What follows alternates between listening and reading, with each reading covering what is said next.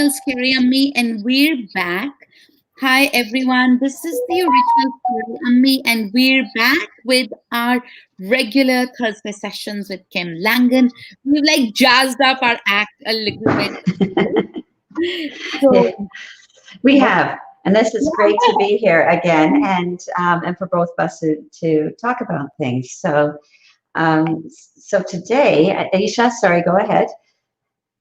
No, I was just saying that we've jazzed it up. So now people can send us questions from like Facebook page as well as the group. And you can see us live on the Spirit of Math portals also. So that's really cool. So Kim, is it freezing in Canada? You know, one of the main reasons people from Pakistan come back from Canada is the cold. So I met like three people this year who said they moved back. They couldn't deal with the cold. Is it really like that bad? Well, it depends on where you are in Canada, and it can be. You can go to, -20, -30, even -40, and with wind chill even below that if you're in certain parts of Canada. I can remember going out to Winnipeg and in the middle of February, and it's only, for about a couple of months, but where it gets that cold, and it was so cold. Like when you actually go out into it and you're not used to it, you can't even breathe in the air properly. So you have to breathe differently. And like we're just so used to taking a big breath, and you just go out of the airport, for example, and you're walking out and you realize I can't breathe like I used to. So you have to breathe a lot shallower, and when it gets that cold. Right now, though, I mean, most of the time, in most of the areas, it's not that cold. Like right now, we had a lot of snow, and if it was yesterday, it would have been beautiful to have shown you. I could have showed you in our video all the snow falling and how beautiful it looks with all the trees, with all the snow all over it. And it was, what, -5 it went down to, and then it went up back up. So today it's going back up to +3, +5. And that may seem cold to you, but we've got good winter coats, like coats that are made for this. So you go out and you have leggings on and so on, and you don't feel the cold the same way. And if you've got that. So, but when you're out west, like in our western provinces and the prairies, it can get cold, and it feels like a slap, like on your skin. That's the kind of cold, but it doesn't get through to you as much to begin with, because it's just, whoa, it's there. But otherwise, we've got great homes. They're heated so well. Our windows are heated. Like they don't, no, they have, like it sounds weird, but they're double, triple paned windows. So it keeps out the heat in the winter, in the summer, and then the cold in the winter. And our furnaces are pretty strong. We get, is central air, central heat. And so all the rooms get heated up the same amounts throughout the house, and you don't have to turn on something over the top of the doors or anything just to cool down or heat up. It's very different. So, yeah. Yeah. Yeah. Yeah. So, a couple of the moms, when I was talking about the cold, were mentioning that, the problem with the cold, from what we understand, isn't just the temperature. It's also that you start feeling so depressed and low and just sad and all those feelings. So, do you guys experience that? How do children respond to those feelings? How do you make, because obviously you can beat the cold by dressing up warm, but what do you do about the overall temperament and mood and feeling really So depressed? the key is find things that you can do outside. So kids, generally speaking, they love the snow. Absolutely love it. They love skating. You can get out and you can make these snowmen. You can go out and have fun with snow. You can also, we have throughout the city here, we have skating rinks that you can go on outside. And then there are a lot of people go skiing. It could be downhill, it could be cross country. So kids are usually they're better at this than the adults. When you get older, it can get through you, and it can be really hard on your body. And that's why a lot of people go south for the winter, because they just find it too difficult. My mother found it very, very difficult. She had a bad heart. And if she was able to go to a warmer climate, it was so much better for her heart, because in the cold, all your blood vessels constrict. and they come back from inside, like the surface of your skin, to down further inside you, and it also constricts because blood vessels are constricted. Your heart's affected too. So my mother found this very, very difficult being in the cold, and I personally, I don't like the cold either. I find it hard, but it's not as bad as what people say. I guess is what I want to say. Now, in terms of the other, the mental health side of things, that's more because of the sun and the lack of daylight. Like our days become very short, and the sun goes down by 5 o'clock now, and for us that's very short, and it doesn't come up until about 7:30, somewhere around there. And when you go to the west, because they're a higher latitude, also our provinces out there, the sun doesn't come up until about 8 o'clock, and it goes down by 3:30. It's down, and it's dark. And then if you go way up north, way up north in Canada, I mean, you don't have any sun. For like the sun doesn't rise because you're just up there, right? But in the summertime, the sun never sets; it's always there. Okay, so and that's the thing too about Canada is in the summer we'll have sun until 9:30 at night, and it will start at 5:30 in the morning, and so you have these beautiful long days in the summertime. And it's not too hot. So, you have to sort of give and take a bit. Yeah, Yeah. absolutely. So today's topic is actually an extension of our last topic. So last time we did parent-teacher conferences, and today we're doing working through difficult parent-teacher situations. And we have a lot of exciting questions. So I'm going to start with a couple of the anonymous questions. And because I think a lot of parents are afraid that the teachers they're talking about are on the group, or like they're on the same social media. So they don't want them to know. So the first question is anonymous. And the first question is, "Hi, Kim. I hope you're well. Thank you for joining in. My question is about my daughter's fifth grade class teacher, and I feel that the teacher is bullying her. So I haven't seen it so much in the Zoom classes and online, but earlier my daughter would always come home complaining about one thing or the other. A couple of times she would come home in tears. This teacher apparently passes a lot of personal remarks, like she would tell my daughter that she needs to lose weight because my daughter's on the chubby side, or she would make fun of her accent because she speaks in a Pakistani accent, not a British accent. So it's a really complicated situation for me because this teacher is very influential in this school. So I don't want the school to turn against her. I don't want other teachers to turn against her. But on the other hand, I just don't know what to do. Okay. I first of all want to start by saying, if anything like that was happening here in Canada, we have rules and laws in place so that, a parent could go and say something and do something. I know that it's a different situation there where you can end up being targeted, is what I'm going to say. And that is a real concern. It's unfortunate. So this is a tough conversation, and this is a crucial conversation, though. It's not something to walk away from. And I'm going to show a little bit of a PowerPoint today just to talk a little bit about how to work with crucial and what are these crucial conversations. I know that the topic is about working through difficult parent-teacher situations, but I would call this is difficult, and it's also a crucial conversation to have.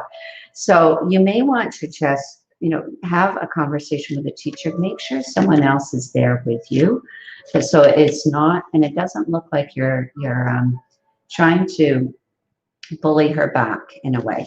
So be careful of that as well, because if she's feeling that, two of you are coming up and against her, she will push back even harder. And it sounds like she's used to being pushed back quite a bit. So make sure that whoever's in there is a neutral person with you, so that you can have some understanding. You need to feel comfortable with that person, that they will support you in an appropriate way, as much as they'll support the teacher and help to resolve the issue. That would be my first thing I would do. And even if it's a friend of yours who you know is really good at these kind of conversations, then bring them so the teacher immediately feels like they've been supported. Like if your friend is good at making other people feel like, okay, you're being included, we're not here to go against you and just to bombard you. The next thing, losing weight, accents, those are inappropriate comments. And so rather than going in and saying, you said this to my daughter, I would suggest that you say, your daughter came home and this is what um, this is what you have, this is what she has said has happened in the class. We don't know if it's true or not, so you're not going in accusing.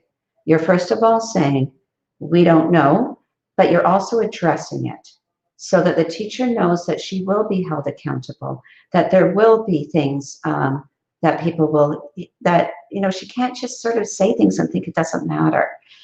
She may also, the teacher may feel it's appropriate to say these things. The teacher may feel that they're actually helping the child. So be aware of that when you come in. What is it that you want to discuss? And so you say, this has hurt her. And so then you talk about why it has hurt her. And do you understand that, she needs to lose weight? Do you realize how much she's trying to do this? Do you realize that by saying this, that other kids will make fun of her? Do you realize that she's not just eating all this sugar and doing everything else? She has maybe a low metabolic rate, and that this is something that is really hurtful. And she's really, she's crying when she comes home. So and then you can start the conversation about, if the teacher as well, is still pushing it, still come back and go back to, don't get emotional about it, go back to, this is why it hurts her. And she's doing all these other things. So what things can you do? And ask her what she's doing to help her, besides trying to shame her out of this. And this is an old way of thinking, is to shame people out of doing things. Shaming people out of doing things does not work. You're too fat. Oh, like, what are you doing? It actually hurts a person so much more. So it could be that the teacher actually believes that shaming does still work. So have your facts when you come in, and speak to that, and say, some people believe it works. For my daughter, it doesn't. So don't argue. Don't get into an argument whether it works or doesn't. Just say, my daughter's finding it very painful hearing this. Her accent, she's, having a Pakistani accent. Why wouldn't we be pleased and excited and happy to have a different accent than all the Brits? The Brits should be happy with their accent. We should be happy with our accent. And to speak about it and as a bigger issue here, why would you say that the British accent, like, is it that the British accent is better? No. Okay, it's not about that. So be ready to go to that conversation so that the teacher maybe can start thinking differently. Because again, one of the things I found with many, well, not many, with some of the teachers in Pakistan is it's what they've been told to believe isn't necessarily accurate, or it is old beliefs. And we need to move them forward. And sometimes they're still coming from that. That's the way that they were treated. So this teacher probably was treated the same way. She was shamed to do things. She was taught to believe that a certain accent was better than another accent. So she's believing that because she doesn't know, have another belief. So address that right head on, and address it as a bigger issue. The accent thing, say, hey, I'm proud that I'm Pakistani. My daughter's proud she's Pakistani. The issue comes if the accent's too strong and people can't understand her. That's another issue. So make sure that you determine that first and find out, is there a problem with her accent? Is it because people can't understand her, or is it because you think the British accent's better? Ask her. Ask the questions and seek for understanding first, and then you can have a good conversation after that. Okay, we have a question by Aisha Khattak. She's saying, what should one do if I feel my daughter is being unfairly graded?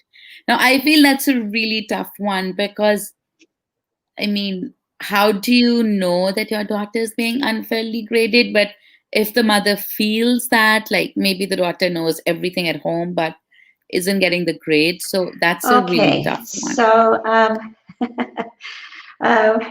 and I see another comment coming in. Do you think it's human for teachers to play favorites? So I think this is sort of along the same line. Okay, so what should I do if my daughter is being unfairly graded? Teachers are human, and sometimes they don't even realize they're doing that.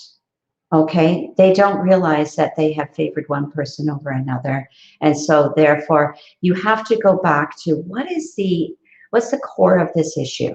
Is it that that the teacher isn't aware that there's a bias?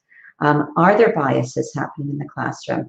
That's a big issue, and I want to say that it's hard for teachers who were used to, again, they come from where they came from, and there can be a very strong background from their own even family and raising, where they favor one person over another, and they may not know how to even be non-biased, or the fact that there is something called a bias. And the bias, really, if you're not too sure what that is favoring one person over another. And what happens, okay, this is a human psychology. I'm just going to talk a little bit about this, what happens with all of us.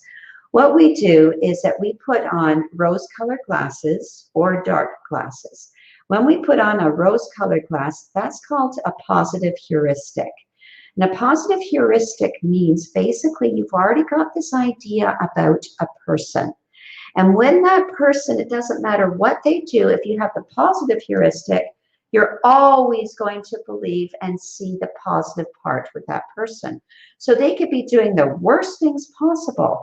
Like, for example, for a child who the teacher thought was fantastic, and the child all of a sudden does really poorly on some tests, writes poorly, the teacher doesn't see. They actually don't see. And we're all like this. It's not just teachers, just so you know. Okay, but this is an example. A teacher doesn't realize that person is actually falling back. And so as a teacher, so you understand the teacher's point of view, they may also come in, and this is when you have the other side of that, because in the positive heuristic, we never see anything wrong that a person will do, okay?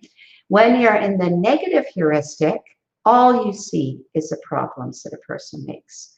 And you're not seeing the positives, you're not seeing all the great progress a person is making.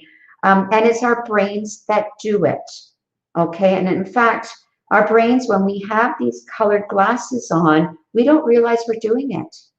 And so this is why it's so critical that you have other people around you who can tell you you're missing something. And it's the same for teachers. They need it just like we do. I mean, I'm always double checking people. Please be honest with me. Tell me, because I know my brain works this way. We all have that. And we will always, and this happens too as parents, we go in and we believe that our children are way up there, and we don't want to believe that maybe they're struggling with this, or that they were bad in class or something. Oh no, my child could never be bad. And in fact, they were. They were. There's inappropriate behavior. They're struggling with something, or something else is going on. And if we've got those rose-colored glasses, we're going to be the same as the teachers. Okay, so be aware of that. So that's the first thing. So when you're going to talk to the teacher, go in again, ask questions, seek for understanding first, and just say, it appears that my child, is feeling like that, they're being marked harder than other students. I'm not too sure if this is true. Again, your child may be under some sort of positive or negative heuristic as well.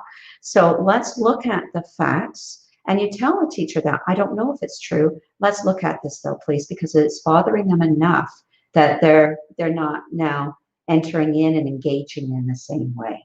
So let's get over this. Again, you be a partner with your teacher, immediately enter into partnership so the teacher isn't feeling you're going against them and they don't become all defensive. All right. And then you look at it. And if the teacher does realize that maybe I'm being a bit hard, you're not at least accusing, you're not demanding, you are seeking understanding. People like to have a better understanding themselves too. Okay? Okay. We have do you want to share your PowerPoint or should Yeah, I go? okay. I'm gonna share for a little while and then we can come back and do there's lots of questions, I know, so we can come back to them too, okay? So this is difficult parent-teacher conversations. And I put underneath here crucial conversations to have, because we often try to avoid these conversations, but oftentimes these are the most crucial ones to have that will bring your child forward. So I've taken some of the ideas that come from even in an organization, and it's the same ideas. Doesn't matter whether you're your husband, wife, your children, your parent teacher. It's all the same rules. So if you can apply that, that will really help. So why am I not forwarding? Let's just see what we can do here. There you go. So what is a crucial conversation? So a crucial conversation happens when you're having opposing opinions.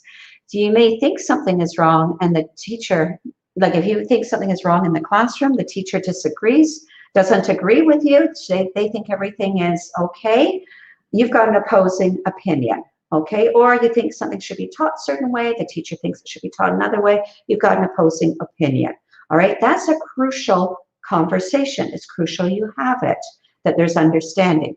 Second type, the stakes are high. So you know, maybe your child's in high school, they want to get accepted to a certain university or college, and you realize that they will not have a chance unless his or her marks are higher. So the stakes are very, very high. That's a crucial conversation that needs to take place with whoever is helping to educate your child. You need to sit down and have it's critical you have that conversation. What's not working? Why are the marks so low? What can we do to improve? Another crucial conversation, and by the way, these can all be difficult conversations too, okay? It's this last one, really difficult, is strong emotions. You're upset that something happened or appeared to have happened. You get very emotional about it, and so whenever you feel that you're emotional, and this is even with your child, when you're getting emotional with them, and all of a sudden all these things come out, they didn't need to come out. So that's a crucial conversation.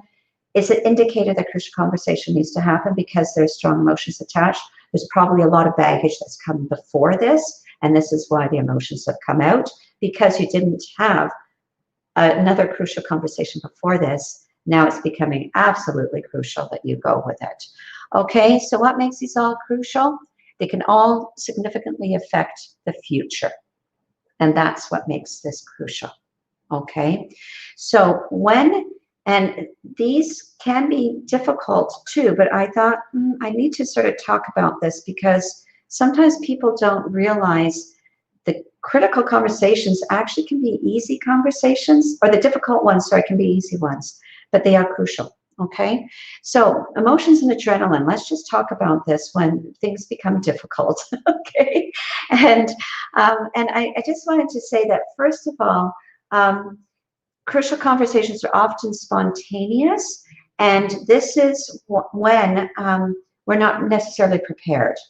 And so one of the things you need to do as a parent is be prepared, understand how to have these crucial conversations, practice it. And they do, you know, there's different ways to practice. Just practice even within your home when you need to have crucial conversations. Have that courage, because courage requires fear. And sometimes in the home, it requires less fear to have the crucial conversations, but you get to practice how to have those conversations so that others aren't coming back with this emotional response, and you aren't as well. So it's a little easier there than when you are with others, okay? So let's talk about emotions and adrenaline. Your adrenal gland, which is just above your kidneys, have they have it releases whenever you get emotional about something, and this is when, you know, this difficult conversations, you're going to get emotional. It shoots out all this adrenaline, and when it shoots out the adrenaline, what happens is that it sends extra, that adrenaline tells your brain, oh, you're in a flee or fight mode. And so our bodies have been made to either hit people for protection or to run. So all of your energy and your blood will either go to your arms, your large muscles, or your large muscles in your legs so that you can run fast. What happens is it goes away, therefore, to the higher, it goes away from the higher level brain. And so you have automatic responses without proper reasoning and logic, okay? And that's what happens when you have emotions. So you have to be able to calm yourself down so you can actually access that reasoning parts of your brain and not be away from it. So that's the first thing, please, when you're having difficult conversations, calm yourself down so you can use your brain. And you have to practice doing that.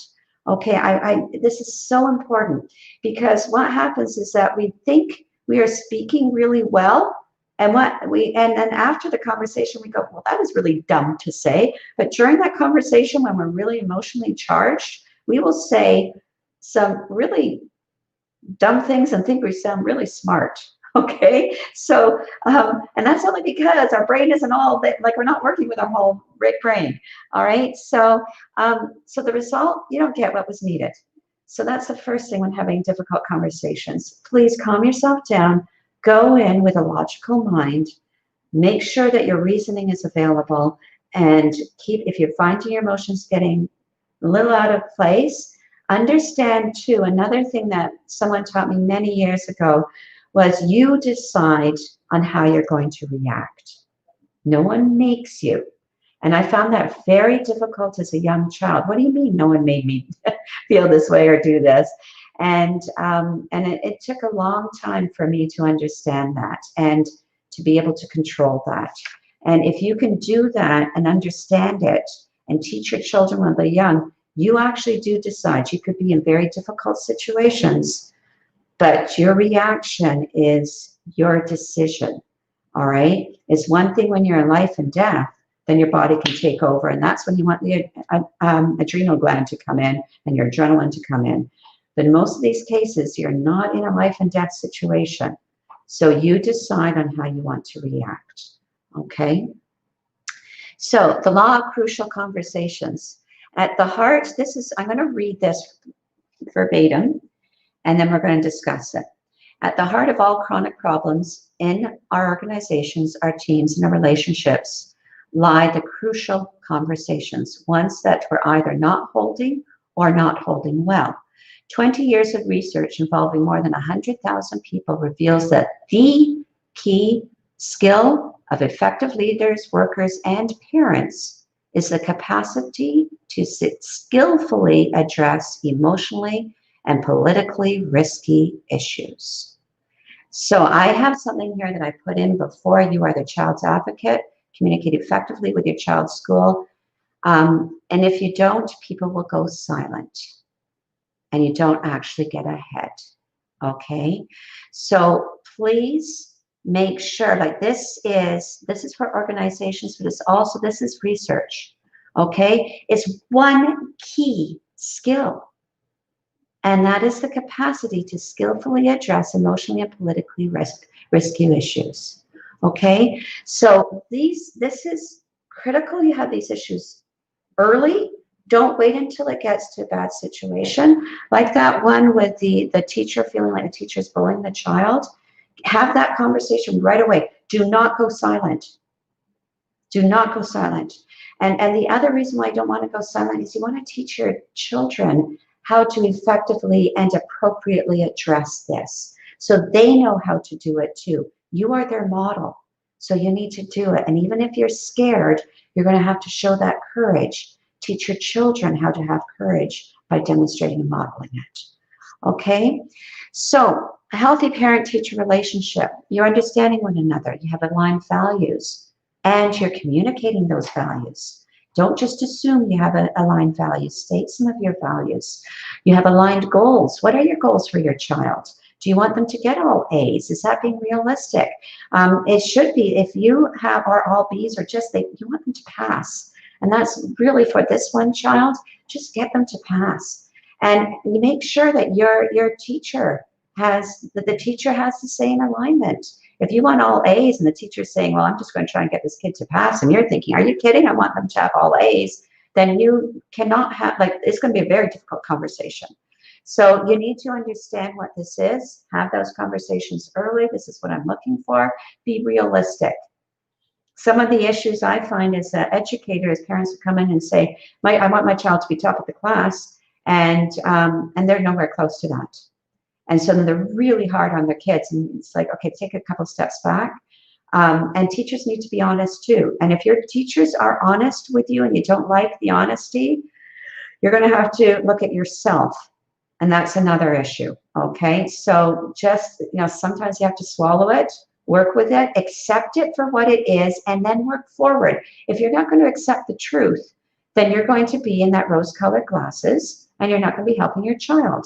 So take off those rose-colored glasses, see it is for what it is, accept it, and move forward. If you can accept it, your child can accept it, and then you can start seeing how you can improve. Until you get there, you're not going to have any improvement. And it's okay not to be perfect. This is the other thing. And it's okay that your child's not at the top of the class all the time. That's okay. You can teach your kids that they're okay. Being able to hold one another accountable is a healthy relationship. So the teacher can hold you accountable, you can hold them accountable. The other thing, in the worst schools, the poor performers are first ignored or transferred. So this could be poor students, poor parents, or poor staff. And you'll see that happening. So you can identify a bad school by what happens when you have a poor performer, poor staff, or what happens when the children aren't doing well. What are they trying to do with these kids? Okay, are they addressing the problems properly? A good school, principals or vice principals hold teachers accountable. Good school, you might have some parents trying to hold, it works a little bit, but it really should be the best schools and the best environments everywhere is that everyone holds each other accountable. Even the students can say to the teacher, you got something wrong up there, or, I know a different way to do this. I know something that's even more efficient than what you just did. Or you missed something there, sir or ma'am. It's important. And then if they've got that culture, that healthy culture in the classroom, healthy culture in the school, healthy culture between the parents, everyone's holding each other accountable. Okay?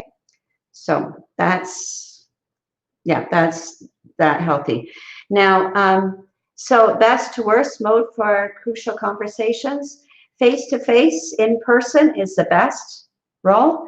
Video conference is next best. Phone is next best. Email or letter, and text worst. Okay? Always have these crucial conversations in person if you can. Because of COVID, I know it's not always possible. Okay? So the first step, start with the heart. Start with the right motives. It's not about winning. It's not about punishing. It's not about blaming others. And it's not about keeping quiet. Remember that. And trying to make people happy. It's about doing what's right. So start with the right motives. We're all here to help my child. Okay? And if you do that, you can keep your emotions down too. Because as soon as you get into it's about winning, punishing, blaming others, you get emotional. Okay? So what do I really want for myself? What do I really want for my children? What do I really want for the parent-teacher relationship? Be clear about that and keep going back to that. All right? So step 2, and I'm almost finished, you guys, and I see all these questions coming through. When things get tough, work on yourself. First of all, okay? Help, if you're finding you're getting really emotional these days, and right now with all pandemics throughout history, there's always mental health issues. So find out whether you're feeling that right now, whether you're getting more depressed and so you're getting more emotional that way, your anxiety is going up, and this will be the way that you react to. Okay, so work on yourself. Work on having conversations that you find are they're crucial, but yet you're scared to have. Work on having them. Even if you're talking to your teachers and you're saying, I'm finding this difficult, tell them that. That's okay that you're finding it difficult. The teacher will realize that you're human too, because guess what? Your teacher's probably finding it difficult too. Okay? So find your bearings, take charge of your body, understand what you really want. So dig down, dig down, dig down. Do you want respect for your child, like for this one lady? Okay? That's probably what you really want, is that respect. Okay? And then don't be quiet. Don't, refuse the fool's choice. Careful not to go to dishonesty because you want peace. It is not about winning or losing. Okay? So when you say, oh, it's okay because you want peace and it's not okay, don't go there. That's the fool's choice. Okay? Because you're not actually solving any problems. All right? And avoid using but, use and. This is a big thing that I often talk to people about. But negates everything you've just said. So this takes, again, you might need to work on you. And when I say work on you is some of this language and what you say. So here's an example of but. I understand why you have asked Peter not to do his corrections on his work. And if this is you talking to a teacher, then you'll say, but he has time at home to do this, and I think it is important for his understanding of the work. That but has just said, I really don't understand. Okay? Because that negates everything you just said, and you're saying this other stuff is much more important. So avoid using that word but. I understand you, but, well, no, you didn't understand me then. Okay? So, and adds on to your conversation. It adds more clarity. It adds more understanding. So practice using that word and. If you're all of a sudden said but, then say stop. No, wait a minute, and then you can change it. So I'm going to ask you, Aisha, how might you change this conversation just so that people have an example? I know I've used you in the past with something, so I'm going to use you again. So I understand why you've asked Peter not to do the corrections on his work, and I appreciate your concern and interest in Peter. It's so hard to do it without saying but. And he has time at home to do his work, and I think it is important for his understanding of his work. Can you help me understand, why, like, do you understand that? Or just even say, do you understand that importance? Do you understand why I'm feeling this way? And maybe, and instead of saying, if you really don't understand why, then you say, I'm sorry, I don't understand why. I understand why you may be saying this, and at the same time, unfortunately, I don't understand why this wouldn't be good for him. I understand you want him to do it in class, okay, and does this hurt what he's doing in class? All right, so these are, and it's hard. It's very difficult. Soon as you say, but, what you're doing is you're negating everything. So be careful. All right. I understand it's hard, but it needs to be done. All right. So I'm just negating the fact that it's hard. It needs to be done. So what? It needs to be done. Okay. So just practice that. That's a big one. And it's a big one for even teaching your kids when they're in discussion with you to make sure that you've got that conversation. Okay. So learn to spot crucial times. So these I just put down really quickly. Behavior of your child changes from happy, eager, curious, wanting to talk, to sad, crying, not wanting to show you things, not wanting to do things even around the house, not curious, and not wanting to talk. As soon as you see a behavior change, you know there's something not quite right. And it could be that even they have new friends who you may not, like, there's some values that aren't aligned with your values, and this happens often grade 8 and above, or it can happen below as well, of course. But when the peer pressure really gets strong, be aware that their behaviors may change even slightly in terms of just being a little bit like, I don't need to listen to you anymore. Sort of, I know things. They may seem happy, but their attitude is a little different. That's when you also need to dig in and find out, have that crucial conversation.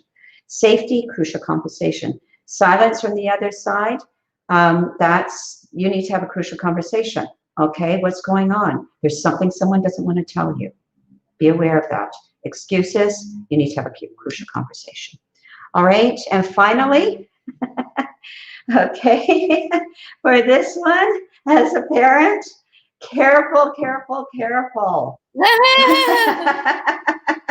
I think entitlement would be a bigger issue in Pakistan since we pay private schools, right? So a lot of parents, I think naturally when you pay for something, you do feel entitled to a level of service, which is why I feel that a better educational system is one where the parents don't pay. Because I feel it's human nature. If you're paying, you do feel entitled. Sure, So in you do. Pakistan, since we pay very heavily for private schools, we feel entitled. Yes, and sure you do. Be very careful, is what I'm saying here.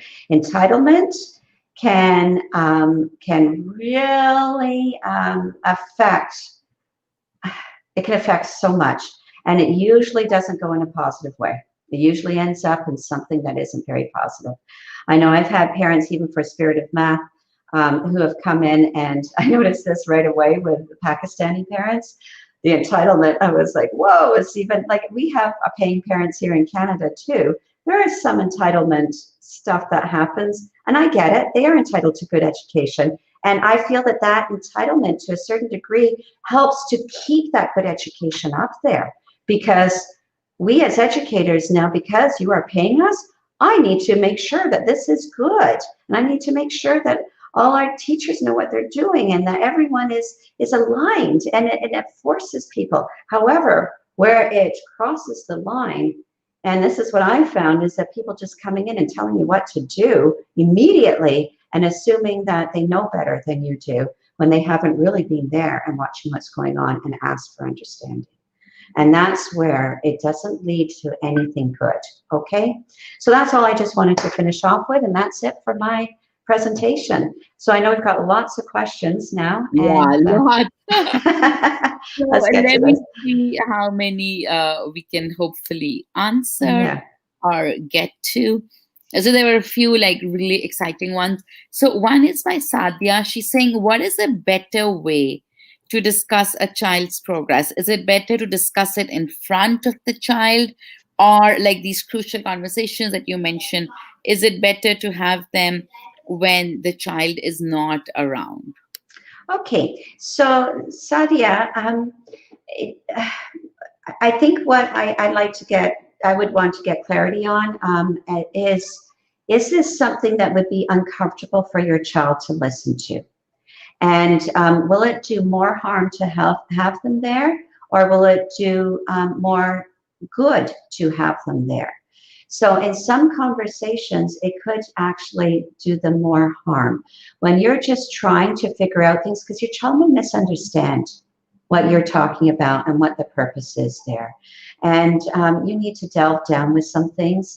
Also, if it becomes an uncomfortable conversation with a teacher and you don't have your kids there, because that makes them feel very uncomfortable. Remember, they have this affinity. Children naturally have an affinity to want their parents, like to want to cheer for the parents and cheer for the teacher. And when the teacher and parent are in disagreement and there's a problem, they feel very, very uncomfortable, and they don't know, they feel like they have to take sides. They don't want to take sides. Okay, so when it comes to a conversation that is quite difficult, you're really questioning what the teacher's doing in class, I would not have your child there. Okay, I would, and again, be careful how you have that conversation, but I wouldn't have your child there. If your child is having a lot of difficulty, they're already upset about things, go and talk to the teacher on the side and just say, look, I think we need to talk about some things. How can I help at home? What are you doing in the class? What's going on? They may also feel too uncomfortable to even talk about some bullying that's happening in class. So if they're feeling uncomfortable, have them go off to the side to begin with, and then gradually pull them in. If you realize that actually they do need to be there, do it gradually until they're feeling comfortable. If it is a regular, just you think it's good for the child to hear what's going on, and then have them there. I sometimes will have an agreement with the parents sometimes, and make sure the parents are in alignment with what I have, and then we'll have a discussion. And sometimes it really helps for a teacher to say something to the child as opposed to the parent to say something, because a parent may be saying something and the child isn't listening, and when the teacher says it, they really mean it. Okay, so it's not just a black and white answer. Look at your situation and look at what's going to do more benefit for your child is what you want. Okay. Yeah, that makes sense. So we have an interesting question by Halima Iqbal. She's saying, should we be confrontational with the teacher if we feel a child is not being treated fairly? So some teachers feel that if they don't make enough of a noise, or are not enough of like nuisance value, then they can't get things done. That's unfortunate that you're feeling that way. Okay. So first of all, that word feel, we feel our child is not being treated fairly, again, tells me there needs to be clarity. So you'll go in, do not be confrontational. That only, as soon as you start pushing, what's going to happen? You're going to push back. Everybody does it. And if you go like this, they're going to push back even more. Okay. So you want this to be an open conversation, and you want them to be open to you so that they won't become emotionally charged and want to go back. Okay. Because if you're going this way, they're going to come back. All right. So it just doesn't solve problems. Okay, so if you're feeling something is happening, you go in and say, there's something I'm feeling, I'm not too sure it's correct. And this is what I'm feeling, and please don't take this wrong. So give them a way out. Remember, because a teacher may be actually not treating your child fairly. They may not be, but you've got to give that teacher a way to understand that you're aware of it, that it's not acceptable, and that they can be aware of it too and change. So give them a way to change. If you come in really confrontational, they're feeling like they can't even change, okay, because they need to come back like this just as strong. And then it's going to make things even worse for your child. So you go in, you say, this is my feeling. I don't know if it's correct. You've just given them a way out. Okay, and say, but this is what is happening, and I'm wondering why they might be feeling this way. Can you give me understanding for this, why they might be feeling this way? Is there something else going on in the classroom? Is my child acting out? Take responsibility yourself too. Maybe your child is acting out. Maybe they're not listening to the teacher. Maybe there's something going on that you don't know. Again, take away those rose-colored glasses and take away the other colored glasses that tells you all the negative stuff. Open it up and open theirs up too. Okay? If you have those strong skills, the teacher will come out on your side. If you don't have the strong skills, the teacher could very likely come out on the other side. It depends on their strong skills. Okay? If they don't have those skills on these crucial conversations, how to have a crucial conversation, and you don't have the skills on how to have a good crucial conversation, it's going to be like this. I will guarantee it. So come in with the skills and you can help, and then you can help solve it. Okay? Yeah. Yeah. Okay. Okay, we have another really good question. Kim, this is by Kawal Ibrahim. What if a teacher-child compatibility creates hindrance in the child's interest in some subjects. So this really does happen a lot. So, if I've seen this with Ahel also, that if he loves a teacher, he'll suddenly love that Mhm. subject. And if he, it hasn't happened with him, but I'm guessing what this mom is saying, if my child really doesn't like a teacher, he or she is not going to pay attention in the class. But what do? You can't really go up to the teacher and be like, my son doesn't like you. Um, well, first of all, as a parent, sound excited about that subject so that they are excited about it regardless of the teacher. You may want, have a honest conversation with your child, and that honest conversation has to be about what is it you don't like about the teacher? How can you overcome that? And remember, you decide on how you're going to react to a person. So have an honest conversation about, well, I mean, if a teacher isn't the best teacher for whatever reason, discuss it and ask your child, because they're going to have lots of people in their lives who might not be their favorite or they really don't like, but they have to learn how to work with. So teach them how to work with it. Teach them how to see the positives in this person, and that's addressing the core issue. What's going on? And then if you find out as you're digging deeper and finding out, yeah, what the teacher, but you've got to learn to deal with it. But if you find out that the teacher is really doing something that is wrong, then you do need to have that crucial conversation with that teacher as soon as you can. And it comes back to that. Okay, that compatibility is a big one, and it's a big one. I know I've had, like, my kids have had teachers that have been bad, and all of a sudden they're turned off the subject, and it's hard to overcome. If there's another teacher, you can switch them to another class. Do that as fast as you can. And I know when the first thing you learn when you go to university is find the best profs, and it's not necessarily about the course that you're taking. It's about the professors, and you're going to have the better classes. And you learn that at university, which is really sad because you may want to do something else. But if it's a really bad professor, people warn you, don't go there. And as a teacher or as a parent, you do have to be aware of the good teachers. You do have, and you're not always going to have the best teachers in the school for your kids. Unfortunately, you may see another teacher that you think would be better, but their class is full. And just understand, again, have some compassion for the teacher, understand where that teacher's coming from, get a relationship going somehow so that they're telling you their struggles and so on too. That teacher could be, and then all of a sudden you'll turn around, they're a human being, and help your child see that they're a human being too. And just because you don't like the teacher doesn't mean that the subject is bad. Okay? It may mean, though, the teacher may be very weak. The teacher may not know the topic.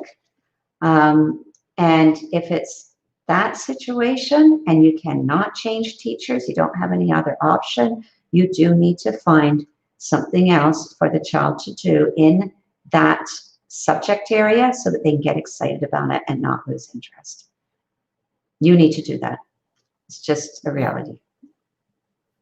Yeah. I'm wondering, how well, sometimes in professional classes and camps, we're asked to like give feedback or rate a session. In Canada or in like the West North America, are students ever asked to like rate their teachers at like primary level or no? Um, I've heard of it now and again, but it's there's some stuff there. It's a tricky one. Um, I mean, I've even looked at it too. How can we use this in a positive way? And I keep going back to, is this going to make the teacher sort of feel that? I think really what you should, I mean, parents give us feedback all the time. And if we're not paying attention to that feedback, or the feedback doesn't get to the right person, then we're not able to give the feedback to the kids or to the teacher properly. In a healthy educational system, there are people helping the teacher and helping the teacher to take away those rose-colored glasses and the other colored glasses, so the positive and negative heuristic. They're helping them develop their skills. They're helping them be really successful. They're empowering the teacher. So when they get feedback from the parents, and if it sounds negative, they actually don't see it as negative. They'll see it more as, oh, thank you. I missed that. And I need to work on it. And as long as there's someone there who can help them work on it, then they can be empowered. It's when you just get nitpicky comments without progress. No one likes that. And that's why that can be it can be very destructive, actually. And that's not good. Okay. So, okay, Absolutely. I think we have time for one more, maybe. Yeah, Okay. we have a lot. Let me see which one. Okay, so this is like a theme that's come up in a couple of questions. What do we do about favoritism? So she's elaborated the question to say that often only the students who are brilliant and are really at the top of the class are praised, and the others are not. So, what do you do if your child is not being asked to participate actively, is not being praised, and is maybe not like the teacher's favorite because he or she is not brilliant? Well, if there's any principals out there, please be aware that that's happening in the class, because that should never be happening in the class. There should be equal amount of questioning that's going around. There should be a lot of collaboration in the class that's happening, so that those kids have an opportunity to safely say what they think and understand. And that takes little group collaboration within the class itself as well. And when you've got that, then these kids can be brought out. The conversation with the parent and a teacher, yeah, is a crucial conversation. You need to have it again, because again, what that tells me right away, what you're telling me, is a teacher has there's sort of level one of teaching. If you look at all the levels of a very good teacher, I think there could be 5 different levels, world class, to those who are really struggling, and they only have the basic skills, and the basic skills are, I just want to get this information through to the kids, and usually when they're at the basic skill, their understanding of being a teacher is, I just have to impart this knowledge and make sure the kids know it, and that's it. Okay, that's the lowest level. When you're at the lowest level, teachers will just ask the brightest kids, because it's the easiest thing to do for them. They don't know what else to do. So those teachers are usually struggling, and they're not maybe even aware that they're leaving out these other kids.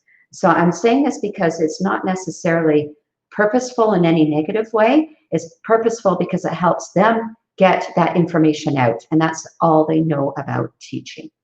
So the next level of teacher will actually be aware of it, and then this is a whole other conversation that I'm not going to get into right now, but I would be aware as a parent, the teachers may be struggling. It doesn't mean it's correct. It doesn't mean that that teacher cannot improve. So you want to have that conversation with the teacher again, and then you may want to have a little conversation with the principal too, and just ask, what kind of professional development do the teachers get? Because during your conversation, if you have a really good conversation with the parent or the teacher, parent-teacher conversation, that teacher will actually say, yeah, I'm not, like, it might come out that they're struggling somehow. And there may be some things to help them out. And they just don't have time. They may come out and make an excuse and say, I don't have time to go deep. I don't have time to do this. I don't have time to do that. Well, that's telling you right away they're struggling.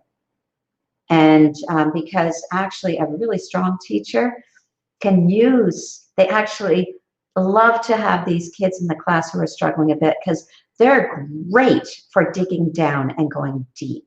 You can ask these kids questions that other kids hadn't even thought about. Oh, I never even thought of that. Whereas these other kids who are having difficulties will bring out these issues. And so what happens is you end up talking about things that you would never have talked about with just all the bright kids just whipping off all the answers, and you never delve down deep enough. So I'm sorry to hear that if they're doing that. And I think it just goes back to what I say is the biggest global issue, and that is our teachers. Our teachers so often are thrown into the classroom, and if we can get really strong teachers globally who can take these opportunities and allow our citizens everywhere in the world to reason, to logically go through things, to learn how to have these conversations, to learn how to learn and not be frightened and not to feel frightened of kids, then we will have a whole new world, and there'll be a world of problem solvers. So it comes back to that. And as parents, you've got to navigate this understanding that teachers are also struggling. Okay? So understand that, go into the conversation with that understanding, with that compassion, and you'll find that you won't have a blame game, you won't have a confrontational thing. It will be much nicer all around. Okay? Yeah. Well, we have a lot more questions, which just shows you how great the need is for such sessions, and how, in Pakistan especially, I don't know how it is in the West, but we don't do a lot of teaching parents how to be parent sessions, which is something I believe really strongly at Scary Ammi. Like, if you're 18 years old and you have your first baby, you don't know how to be a mom. You might not even know if you're 38 and have your first baby. So, which is why learning and coaching for mothers is so important. But also, a lot of the moms in the comments were saying, I wish teachers would be given these sessions. So maybe it is part of teacher training abroad. I don't know if it is, but I don't think it's part of teacher training here. We teach them how to do these difficult conversations and how to, interact with parents who might be hostile and upset and emotional. So I want to say that if you do see a teacher who is very hostile to you immediately and doesn't have these skill sets, they could be like that in the classroom too, because they just don't have the skill sets with you, so they don't have it with the kids either. And so that is a big red flag for you. Okay, so that's something just to be aware of, and to know that it's going to be difficult for your child in this teacher's class. Okay, great. Absolutely. Well, thank you very much. This was super talking to you all. Okay. Thank you so Okay. much. Goodbye, everybody, and take care. Bye.